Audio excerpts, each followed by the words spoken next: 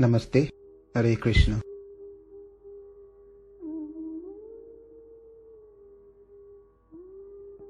Sattvam rajas tama iti gunaha prakriti sambhavaha nibadnanti mahabaho dehi dehinam avyayam. The three gunas, Sattva guna, Rajoguna and Tamoguna, are inherent in Prakriti, whereas the Atma has no connection soever, no association with these gunas. But when the Jivatma comes in contact with the Prakriti, that is, the body, due to its karma from many previous births, the Jivatma get encased in the body, and the three gunas binds the Jivatma within this samsara. And this is what said in the 14th chapter of Bhagavad Gita. To explain the glory of this chapter, chapter 14, Lord Shiva narrates a historical incident to Mother Parvati. Sauryavarma was a king of Kashmir, and he had a very good friend by the name Vikramavedana. He was king of Sri Lanka. Vikramavedana sent 2 hunting dogs to his very dear friend Sauryavarma as his gift, and Sauryavarma reciprocated by sending an elephant load of saffron and other articles for which his land was famous. One day, Sauryavarma took both the dogs to the forest to hunt animals. As they were going deep into the forest, the female dog sighted an animal and at once set out with great anger to kill it. The animal began to run for its dear life, and the king too followed them.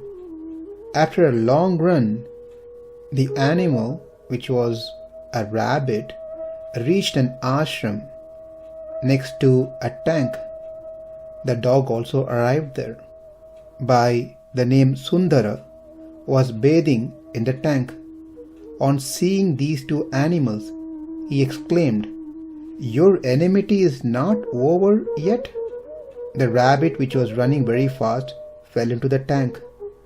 The water splashed on the dog, which was in pursuit. Both died at once. Taking on divine bodies, both ascended to heaven in an aerial car which had arrived for them. The king was watching these events with great surprise. He addressed the sage with great respect, asking him, "Sir, you spoke to these 2 animals about their enmity. Do you know these animals before? What were they in their previous life? What caused the enmity? How come they were released from their curse and attained a good state just by mere contact with this water? Please explain everything to me." The sage Sundara said, "O king, in their previous birth, the rabbit was a Brahmana by name Keshava, living in Maharashtra, and the dog was a girl named Vilepani. They were a married couple. Keshava was engrossed in gambling and having a wrong way of life.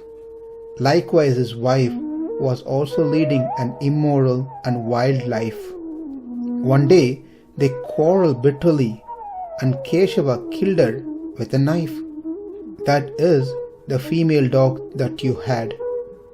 After suffering in hell for a period, Keshava was born as the male heir, but their hatred and enmity were continued in this birth as well, as you saw." This ashram belonged to the great sage Vajra. I am his disciple. He was a great practitioner of chapter 14 of Bhagavad Gita. I also follow in his footsteps. Due to the greatness of this chapter, I could know the past life of these 2. My Guru used to bathe in this tank. Following him, I too do so. This water is sanctified through contact with steadfast practitioners of chapter 14. Because these two animals came into contact with this holy water, they were released from their abominable body. Hearing this, the king prostrated before the sage and requested to be taught chapter 14. With great compassion, Sage Sundara obliged the king. The king also became very fixed in reciting chapter 14, and he reached a high state. In this chapter, Krishna explains the three modes of material nature. Sattva guna, which generates knowledge and happiness. Rajoguna, which promotes desire for material things, whereas Tamoguna keeps the jiva chained to the samsara by promoting sleep, laziness, lack of attention. There is always competition between these three gunas to take over and control the jivatma. Though all these three are binding one into the samsara, out of these three, one must try to develop sattva guna and use the sattva guna as a springboard to transcend this material nature. And that is explained elaborately in this chapter. Namaste. Hare Krishna.